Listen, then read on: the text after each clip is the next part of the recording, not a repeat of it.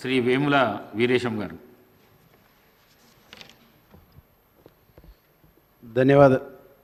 ధన్యవాదాలు అధ్యక్ష. వ్యవసాయ శాఖ పద్ధతుల మీద మాట్లాడే అవకాశం కల్పించినందుకు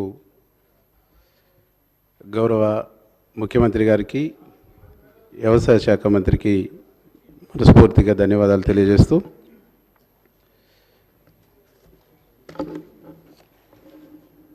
భారతదేశానికి రైతే వెన్నెముక అధ్యక్ష. భారతదేశంలో రైతు పదం వాడని రాజకీయ పార్టీ లేదు, రైతుల గురించి మాట్లాడని విశ్లేషకులు లేరు, రైతు పదం ఎత్తని ఏ వ్యక్తి కూడా లేరు అధ్యక్ష. గతంలో జరిగిన ఏ ఎన్నికలైనా, గతంలో జరిగిన ఏ పార్టీ ఉపన్యాసాలైనా రైతు చుట్టే నడిచేది అధ్యక్ష. కానీ అట్లాంటి రైతు ఈరోజు గడిచిన 10 సంవత్సరాల్లో అనేక అవస్థలు పడుతున్నటువంటి ఒక పరిస్థితి మీ ద్వారా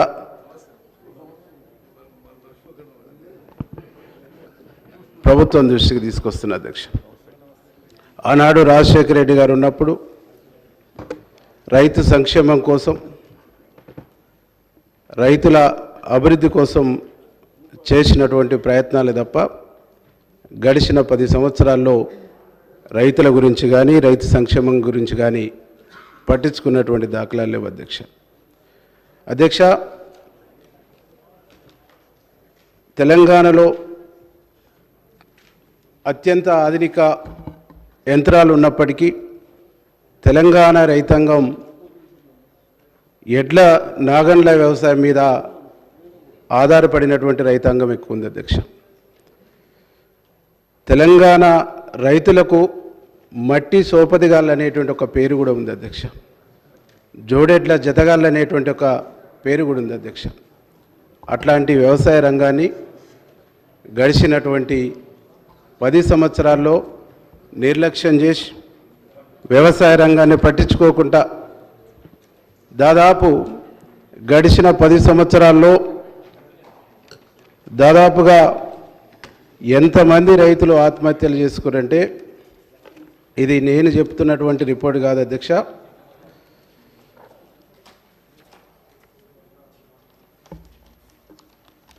4,439 మంది చనిపోయారు అధ్యక్ష. ఆ తర్వాత 2,230 మంది చనిపోయారు అధ్యక్ష. ఇవన్నీ బీఆర్ఎస్ 10 ఏళ్ల పాలనలో రైతుల ఆత్మహత్యలు అధ్యక్ష. NCRB national crime record bureau స్పష్టమైన లెక్కల ప్రకారం అధ్యక్ష నేను మీ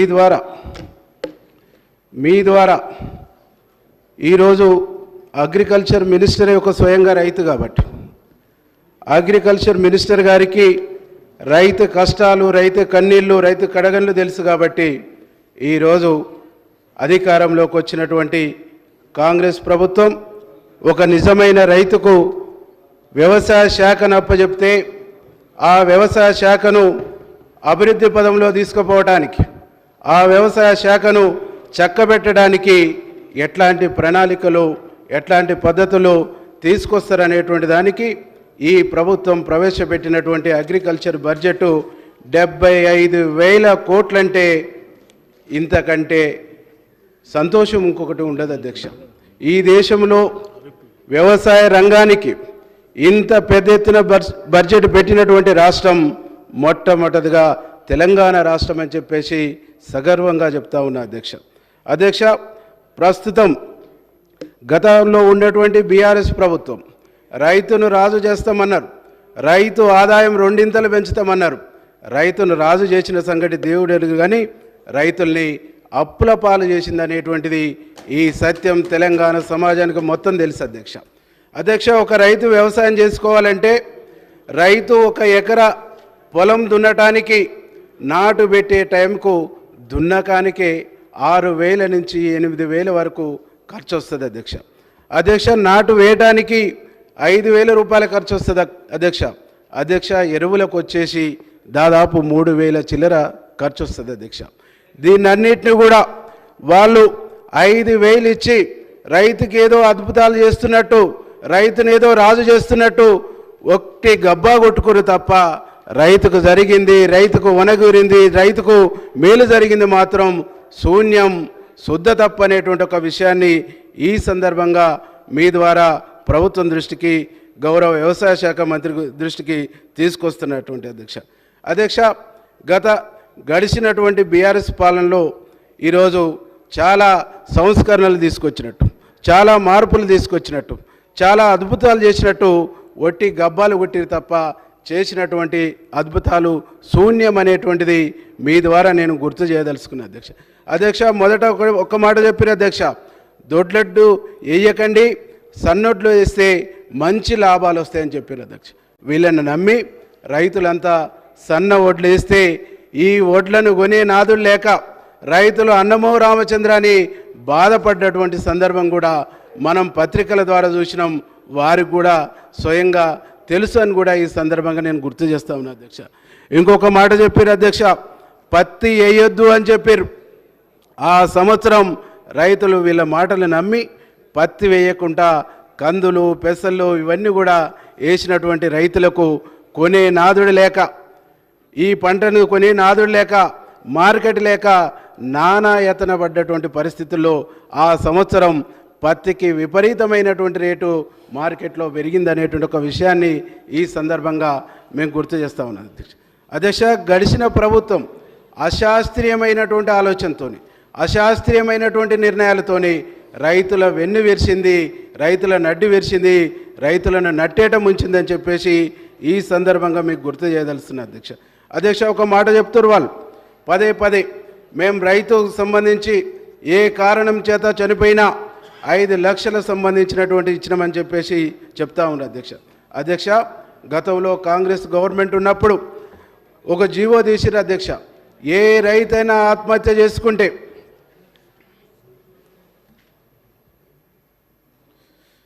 ఏ రైతైనా ఆత్మహత్య చేసుకుంటే 5 లక్షలు ప్రభుత్వం ఇచ్చేటువంటి ఒక జీవో కూడా గతంలో వచ్చింది. దాని ప్రకారంగా గడిచిన రాజశేఖర రెడ్డి కాంచి గడిచిన ప్రభుత్వాల్లో కూడా ఇచ్చింది అధ్యక్ష. దాన్ని ఏదో కొత్తగా మసి మారేడికాయ చేసినట్టు అనేక పేర్లు, అనేక పద్ధతుల్లో దాన్ని మసి మారేడికాయ చేసి కొత్త స్కీమ్ తీసుకొచ్చినట్టు ఒక పగలకి తప్ప దాంట్లో సత్యం లేదని చెప్పేసి కూడా ఈ సందర్భంగా నేను గుర్తు చేయదలుచుకున్నా అధ్యక్ష. నిజంగా ఈ దేశం వ్యవసాయక దేశం, వెనుకబడినటువంటి దేశం. ఈ దేశ అభివృద్ధి కూడా వ్యవసాయ రంగం మీదనే ఆధారపడి ఉంటుంది. అట్లాంటి విలువైనటువంటి వ్యవసాయ రంగాన్ని, అట్లాంటి విలువైనటువంటి అగ్రికల్చర్ డిపార్ట్మెంటును సర్వనాశనం చేసి రైతాంగాన్ని వీధుల పాలు చేశారనేటువంటి ఒక విషయాన్ని కూడా మీ ద్వారా గుర్తు చేయదలుచుకున్నా అధ్యక్ష. క్రాప్ కాలనీలు అన్నారు, క్రాప్ కాలనీలు అని చెప్పారు. క్రాప్ కాలనీల మాట అటకెక్కింది. క్రాప్ కాలనీలు లేవు. క్రాప్ కాలనీని ఏర్పాటు చేసినటువంటి దాఖలాలు లేవు. చిన్న రైతులు, చిన్న సన్నకారు రైతులు 1 ఎకరం, అరెకరం, 2 ఎకరాలు ఉన్నటువంటి వాళ్ళు ఎట్లా వ్యవసాయం చేసుకుంటారు? ఈ కమతాల ఏకీకరణ చేసి, కమతాల ఏకీకరణ ద్వారా ఒక 20 ఎకరాలు, 30 ఎకరాలని ఒకే చోట చేసి వాళ్ళకు పెట్టుబడి ఇచ్చి, వాళ్ళకు మిషనరీ ఇచ్చి, యంత్రాలు ఇచ్చేసి వారిని గొప్ప రైతును రాజు చేస్తామని చెప్పారు. రైతును రాజు చేసినటువంటి మాట దేవుడెరుగు. కానీ గత ప్రభుత్వం చేసినటువంటి తప్పిదాలు ఏంటంటే అధ్యక్ష, గతంలో కాంగ్రెస్ ప్రభుత్వం ఉన్నప్పుడు రైతులకు యంత్రాల మీద సబ్సిడీ ఉండేది. ఒక్కసారి గడిచిన 10 సంవత్సరాల్లో ట్రాక్టర్లు ఇచ్చిరు తప్ప ఆ తర్వాత ట్రాక్టర్లు ఇచ్చినటువంటి దాఖలాలు లేవు. తైవాన్ పంపుల మీద సబ్సిడీ ఉండే, అవిటిని ఎగ్గొట్టారు. రైతులకు సంబంధించినటువంటి యంత్రాల మీద సబ్సిడీ ఉండే, అవి ఎగిరిపోయినాయి. రైతులకు సంబంధించిన అన్ని సబ్సిడీలను కూడా తుంగలో తొక్కి, అన్ని సబ్సిడీలను కూడా ఎగ్గొట్టి ఈరోజు రైతును రాజు చేస్తామని చెప్పేసినటువంటి మాటలు పేపర్లకు మిలిగినాయి తప్ప రైతును నట్టేట ముంచినటువంటి ఒక సందర్భం కూడా ఈ సందర్భంగా మీకు గుర్తు చేస్తా ఉన్నా అధ్యక్ష. ఒక్కటి కాదు అధ్యక్ష, రైతాంగానికి సంబంధించినటువంటి ఏ ఒక్కటి కూడా, ఏ ఒక్క ఆలోచన కూడా శాస్త్రీయంగా చేసినటువంటి దాఖలాలు లేవు అధ్యక్ష. అశాస్త్రీయమైనటువంటి నిర్ణయాలు, అనాలోచితమైనటువంటి నిర్ణయాలతోని తెలంగాణ రైతాంగాన్ని నట్టేట ముంచిననేటువంటి ఒక విషయాన్ని ఈ సందర్భంగా మీకు గుర్తు చేయదలుచుకున్న అధ్యక్ష. తెలంగాణలో అధ్యక్ష నాకు 2 సబ్జెక్టులు ఉన్నాయి అధ్యక్ష. ఒకటి అగ్రికల్చర్, రెండోది చేనేత. చేనేత కార్మికులు కూడా, చేనేత రంగం కూడా నా నియోజకవర్గంలో ఎక్కువ ఉంది కాబట్టి దానికి కూడా గడిచిన 10 సంవత్సరాల్లో చాలా నష్టం జరిగింది. నాకు కొద్దిగా అవకాశం ఇవ్వాలని చెప్పేసి కోరుతూ ఈరోజు మా ముఖ్యమంత్రి రేవంత్ రెడ్డి గారు అధికారంలో వచ్చిన వెంటనే తెలంగాణలో రైతాంగాన్ని కాపాడాలని, రైతాంగాన్ని రక్షించుకోవాలని, రైతాంగాన్ని అన్ని విధాలా కాపాడుకోవాల్సినటువంటి అవసరం, బాధ్యత మనందరిపైన ఉంది. ఎన్నికల్లో మనం ఇచ్చినటువంటి హామీల్ని అమలు చేయాలని చెప్పేసి ఈరోజు శరవేగంగా 75,000 కోట్ల నిధులు పెట్టేసి ఈరోజు వ్యవసాయ రంగాన్ని దండగా అన్నటువంటి పరిస్థితి నుండి రైతులు వ్యవసాయం చేయాలంటే భయపడక నుంచి ఈరోజు రైతులు ఒక పండగలాగా వ్యవసాయం చేసుకునేటువంటి గొప్ప అవకాశాల్ని ఈరోజు ఈ బడ్జెట్ ద్వారా కల్పించాలని చెప్పేసి సగర్వంగా నేను చెప్తా ఉన్నా అధ్యక్ష. ఈరోజు గతంలో గడిచినటువంటి 10 సంవత్సరాల్లో రుణమాఫీ అన్నారు. రుణమాఫీ పేరు చెప్పేసి అధికారంలోకి వచ్చినప్పటికీ రుణమాఫీ కూడా సక్రమంగా జరగలేదు అధ్యక్ష. 4 విడతలుగా జరిగింది అధ్యక్ష. ఈ 4 విడతలు జరిగినటువంటి రుణమాఫీలో కూడా రైతులు వడ్లు అమ్ముకొని వడ్లకు సంబంధించినటువంటి డబ్బులు బ్యాంకులలో పడితే ఆ రుణమాఫీ కింద రుణమాఫీ సక్రంగా కాకపోవడం మూలంగా ఆ వడ్ల డబ్బులను కూడా బ్యాంకు వాళ్ళు కట్ చేసుకున్నటువంటి దాఖలాలు చాలా ఉన్నాయి అధ్యక్ష. వీళ్ళు చెప్పినటువంటి రైతు బంధిస్తే కూడా వడ్డీ కింద జమ చేసుకున్నటువంటి పరిస్థితి గతంలో ఉంది అధ్యక్ష.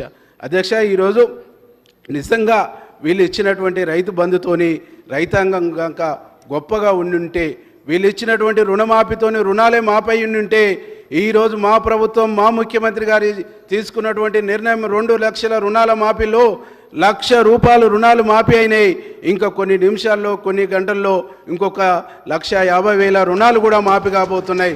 నిజంగా వీళ్ళు రుణమాఫీ చేసి ఉంటే ఈరోజు ఈ ప్రభుత్వానికి ఇన్ని లక్షల కోట్లు మాఫీ చేయవలసినటువంటి అవసరం ఏమొచ్చునో ఒక్కసారి వాళ్ళు ఆలోచన చేయాలని చెప్పేసి ఈ సందర్భంగా నేను గుర్తు చేస్తా ఉన్నా అధ్యక్ష. ఈరోజు రైతు ప్రభుత్వం అంటే ఎట్లుంటుందో ఆనాడు రాజశేఖర రెడ్డి గారిని చూసిర్రు, ఈనాడు ముఖ్యమంత్రి రేవంత్ రెడ్డి గారిని చూస్తుండ్రు. ఇది ప్రజాపాలన అంటే, ఇది రైతు రాజ్యం అంటే, ఇది రైతు సంక్షేమ ప్రభుత్వం అంటే అని చెప్పేసి చాలా గర్వంగా చెప్తా ఉన్నా అధ్యక్ష. ఇంకా వీళ్ళు చేసినటువంటి రైతులకు సంబంధించి ఒక్క ఇబ్బంది కాదు అధ్యక్ష, అనేక రకాల ఇబ్బంది చేశారు అధ్యక్ష. ఇలా మార్కెట్లు, దీనికి అనుసంధానంగా ఉన్నటువంటి మార్కెట్లో ఈరోజు రైతులకు సంబంధించి వడ్లు అమ్ముకుంటే వారికి అమాలి ఛార్జీలు కూడా ఇవ్వలేనటువంటి పరిస్థితి గడిచిన 8 సంవత్సరాల్లో ఉంది అధ్యక్ష. 8 సంవత్సరాల్లో అమాలీలకు కూడా డబ్బులు ఇవ్వక అవి కూడా రైతులు భరించినటువంటి ఒక పరిస్థితి ఈరోజు తెలంగాణలో ఉంది అధ్యక్ష. దానికి తోడు రైతులకు సంబంధించి మ్యాచరీ చూసేటువంటి మిషన్లు వీళ్ళు మాన్యువల్ ఇచ్చారు.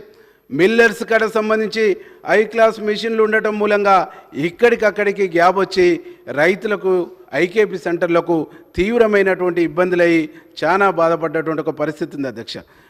ఈ పరిస్థితులన్నీ కూడా మారాలని, ఈ పరిస్థితులన్నీ కూడా పోవాలని చెప్పేసి ఈ ప్రభుత్వం ఈ బడ్జెట్ సంవత్సరంలో 75,000 కోట్ల రూపాయలు పెట్టి ఈరోజు రైతును అభివృద్ధి పదంలో తీసుకుపోవడానికి, రైతును రక్షించుకోవడానికి ప్రయత్నం చేస్తూ ఉంది. ఈరోజు మనం చూస్తున్నాం అధ్యక్ష, కమ్యూనిస్టు సోదరులు తప్ప రైతులతో పాటు కూలీల గురించి ఎవరు కూడా మాట్లాడరు. మా ముఖ్యమంత్రి గారు ఈ బడ్జెట్లో రైతులతో పాటుగా రైతులకు రుణమాఫీ ఇవ్వడంతో పాటుగా కూలీలకు కూడా 12,000 రూపాయలు ఇస్తామని చెప్పేసి ఎన్నికల్లో ఇచ్చినటువంటి హామీని 100% ఇంప్లిమెంటేషన్ చేయడానికి ఈ బడ్జెట్లో కూడా నిధులు కేటాయించడం సంతోషం అని చెప్పేసి ఈ సందర్భంగా మీకు గుర్తు చేస్తామని అధ్యక్ష. ఈరోజు మా ప్రభుత్వం ఇచ్చిన మాట మీద కట్టుబడి ఉండేటువంటి ప్రభుత్వం, ఇచ్చిన మాటని తప్పనటువంటి ప్రభుత్వం, మాట తప్పని మడమ తిప్పని ప్రభుత్వంగా మా ముఖ్యమంత్రి రేవంత్ రెడ్డి గారి ప్రభుత్వం ముందుకు పోతుందని చెప్పేసి సగర్వంగా నేను చెప్తా ఉన్నా అధ్యక్ష. కాబట్టి ఈరోజు అగ్రికల్చర్ మినిస్టర్గా ఒక రైతును పెట్టారు కాబట్టి రైతులందరూ కూడా ఆశతో ఉన్నారు. వాళ్ళ ఆశలకు అనుగుణంగా వాళ్ళ ఎదురుచూపులకు అనుగుణంగానే ఈ బడ్జెట్లో కేటాయింపులు అనేటువంటి ఉండడంతోనే రైతులంతా సంతోషంగా ఉన్నారని చెప్పేసి ఈ సందర్భంగా మీకు గుర్తు చేస్తా ఉన్నా అధ్యక్ష ఈ బడ్జెట్ ద్వారా తెలంగాణలో రైతాంగానికి ఒక విశ్వాసం వచ్చింది. మేము సగర్వంగా వ్యవసాయం చేసుకోవచ్చు, ప్రభుత్వం మమ్మల్ని ప్రోత్సహిస్తుంది. ప్రభుత్వం దేశంలోనే ఈరోజు గర్వపడేటువంటి పద్ధతుల్లో దేశంలో ఆనాడు మన్మోహన్ సింగ్ ఉన్నప్పుడు ఒకేసారి 70,000 కోట్ల రూపాయల రుణాలు మాఫీ చేస్తే ఈరోజు రేవంత్ రెడ్డి గారి ప్రభుత్వం 31,000 కోట్ల రూపాయలు మాఫీ చేసిందనే గర్వంగా ఉన్నారని చెప్పేసి ఈ సందర్భంగా మీకు గుర్తు చేస్తూ రెండో అంశం చేనేత రంగం అధ్యక్ష. చేనేత రంగానికి సంబంధించి అధ్యక్ష ఈరోజు మా నియోజకవర్గంలో దాదాపు ఎల్లంకి, సిరిపురం, భోగారం, అట్లాగే మా రాజగోపాల్ అన్న నియోజకవర్గంలో మునుగోడు, మా అనిల్ అన్న నియోజకవర్గంలో పోచంపల్లిలో చేనేత రంగం ఉంది అధ్యక్ష. చేనేత రంగాన్ని దాదాపు అగ్గిపెట్టెలో పెట్టేటువంటి చీరని నేర్చినటువంటి సిరిసిల్ల ఉరిసాలైంది. ఈ సిరిసిల్లను మార్చాలని చెప్పేసి ఆనాడు అనేక పద్ధతుల్లో గత ప్రభుత్వంలో ఉపన్యాసాలకే పరిమితమైంది తప్ప చేనేత రంగానికి చేసింది శూన్యం అని చెప్పేసి ఈ సందర్భంగా నేను గుర్తు చేస్తా ఉన్నా అధ్యక్ష. రాజశేఖర రెడ్డి గారు ఉన్నప్పుడు పోచంపల్లిలో టెక్స్టైల్ పార్కును ఓపెన్ చేసి ఆ టెక్స్టైల్ పార్కులో దాదాపు మా వెల్లంకి, సిరిపురం, భోగారం ఈ గ్రామాల నుంచి బస్సుల ద్వారా వెళ్ళి 2,000 మంది పనిచేసేటువంటి పరిస్థితి గడిచిన రాజశేఖర రెడ్డి గారి 10 సంవత్సరాల పీరియడ్లో ఉండే అధ్యక్ష. ఇప్పుడు అధ్యక్ష అదంతా కూడా కనుమరుగైపోయింది. పోచంపల్లి సంబంధించినటువంటి ఆర్భాటాలకే పరిమితమైంది తప్ప వాళ్ళు చేసింది మాత్రం శూన్యం అధ్యక్ష. వీళ్ళు తీసుకొచ్చినటువంటి గొప్ప స్కీమ్ అని చెప్తున్నటువంటి త్రిప్ట్ ఫండ్ అధ్యక్ష, దాంట్లో జియో ట్యాగ్ పెట్టడం ద్వారా ప్రాసెసింగ్ చేసేటువంటి దాంట్లో దాదాపు 8 నుంచి 10 మంది ఉంటారు అధ్యక్ష. 8 నుంచి 10 మంది ఉన్నటువంటి ఈ ప్రాసెసింగ్లో జియో ట్యాగింగ్ పెట్టడం ద్వారా ఆ చేనేత సంబంధించినటువంటి ఒక్కరికి వాళ్ళకి సంబంధించినటువంటి హెల్పర్కి ఒక్కరికి సంబంధించినటువంటిది వర్తిస్తుంది తప్ప దాదాపు 100లో 20 మందికి ఇది వర్తిస్తుంది, 80 మందికి అన్యాయం అవుతుందని చెప్పేసి ఈ సందర్భంగా నేను గుర్తు చేస్తా ఉన్నా అధ్యక్ష. చేనేత రంగానికి సంబంధించినటువంటి సోమవారం అసెంబ్లీలో డ్రెస్సులు వేసుకోవడానికే పరిమితం చేసిరు తప్ప దీన్ని విస్తరించడానికి, కాపాడటానికి ఎట్లా పాల్సో చెప్తానా రామన్న, ఎట్లా పాల్సో నేను చెప్తా ఉన్నా, ఈరోజు దీన్ని కాపాడటానికి చేసినటువంటి ప్రయత్నం లేదు అధ్యక్ష. గతంలో కాంగ్రెస్ గవర్నమెంట్ ఉన్నప్పుడు టెస్కో ద్వారా అక్కడ ఉత్పత్తి అవుతున్నటువంటి, అక్కడ తయారవుతున్నటువంటి సరుకును మొత్తం కూడా కొనేది అధ్యక్ష. కొంటామని చెప్పేసి ఎంత సరుకు తీసుకుంటామో ముందు బిల్లింగ్ ఇచ్చేది అధ్యక్ష. ఈనాడు దాన్ని రద్దు చేసిర్రు, సొసైటీలో ఎన్నికలు రద్దు చేసిర్రు, సొసైటీలకు పర్సనల్ అధికారులను పెట్టిర్రు. దీంతో మొత్తం వ్యవస్థను ధ్వంసం చేసి ఒక్క మా ఎల్లంకిల్ని 10 కోట్ల సరుకు ఉంది అధ్యక్ష. ఈనాటికి ఒక్క సిరిపురంలో 8 కోట్ల సరుకు ఉంది అధ్యక్ష, ఒక్క భోగారంలోనే 6 కోట్ల సరుకు ఉంది అధ్యక్ష. అట్లాగే పోచంపల్లిలో దాదాపు 20-30 కోట్ల సరుకు ఉంది అధ్యక్ష. కనీసం ఈ సరుకును తీసుకొని హాస్టల్ పిల్లలకు దుప్పట్ల ద్వారా ఇచ్చేసినా కానీ ఈ హాస్టల్ పిల్లలకు ఉపయోగపడేది, ఆ కార్మికులు బాగుపడేటువంటి ఒక అవకాశం లేదు అధ్యక్ష. ఈ పని మాత్రం ఏం చేయలేదు అధ్యక్ష. ఈరోజు మన పోచంపల్లి చేనేతను ఇలా ప్రపంచానికి చూపించినాం అధ్యక్ష. అదే పోచంపల్లి చేనేతకు సంబంధించి, పట్టుచీరకు సంబంధించి పేటెంట్ హక్కు ఉంది అధ్యక్ష. పేటెంట్ ఉన్నప్పటికీ కూడా జ్యోతి కాటన్ అని చెప్పేసి గుజరాత్కు సంబంధించినటువంటి ఒక కంపెనీ సేమ్ డిజైన్ను ప్రింట్ చేస్తూ 300 నుంచి 1,500కు అదే డిజైన్ను ఈరోజు మార్కెట్లోకి తీసుకొచ్చిన తర్వాత అక్కడ పట్టు చీరలు తయారు చేస్తున్నటువంటి చేనేత రంగం మొత్తం కూడా కుదేలైపోయింది. వాళ్ళకు ఆత్మహత్యలు తప్ప ఇంకో మార్గం లేనటువంటి ఒక పరిస్థితికి పోయిందని చెప్పేసి ఈ సందర్భంగా మీకు గుర్తు చేస్తా ఉన్నా అధ్యక్ష. ఈరోజు ఇవన్నీ సంబంధించినటువంటి ఫ్యాక్ట్స్ను మీ ముందుకు తీసుకొస్తున్నా అధ్యక్ష. మన ప్రభుత్వానికి నేను గుర్తు చేస్తా ఉన్నా అధ్యక్ష, గౌరవ ముఖ్యమంత్రి గారిని రిక్వెస్ట్ చేస్తా ఉన్నా, ఈ చేనేత రంగాన్ని కాపాడవలసినటువంటి బాధ్యత, రక్షించవలసినటువంటి బాధ్యత మనపైన ఉందని చెప్పేసి మీకు గుర్తు చేస్తా ఉన్నా అధ్యక్ష. మన చేనేత పట్టుకు సంబంధించినటువంటి చీరలకు పేటెంట్ ఉన్నప్పటికీ గుజరాత్కు సంబంధించినటువంటి జ్యోతి కాటన్ దీన్ని కాపీ కొట్టి ప్రింట్ చేస్తున్నందుకు దీని మీద చర్య తీసుకోవాలని చెప్పేసి కూడా ప్రభుత్వానికి దృష్టి తీసుకొస్తూ ఈరోజు 35,000 కోట్ల రూపాయలు, 31,000 కోట్ల రూపాయలు రైతులకు రుణాలు మాఫీ ఇచ్చినాం. అదే చేనేత రంగాన్ని కూడా ఒక 50,000 కోట్లు మాఫీ చేస్తే ఆ చేనేత రంగం బాగుపడుతుంది. ఆ 50,000 కోట్లను మీరు మాఫీ చేయడానికి ఆలోచన చేయమని చెప్పేసి కోరుతూ, దాంతోపాటుగా ఇక్కడ చేనేత రంగంలో ఉండేటువంటి సహకార సంఘాలకు సంబంధించినటువంటి ఎన్నికలు కూడా నిర్వహించి వాటిని బలోపేతం చేయండి.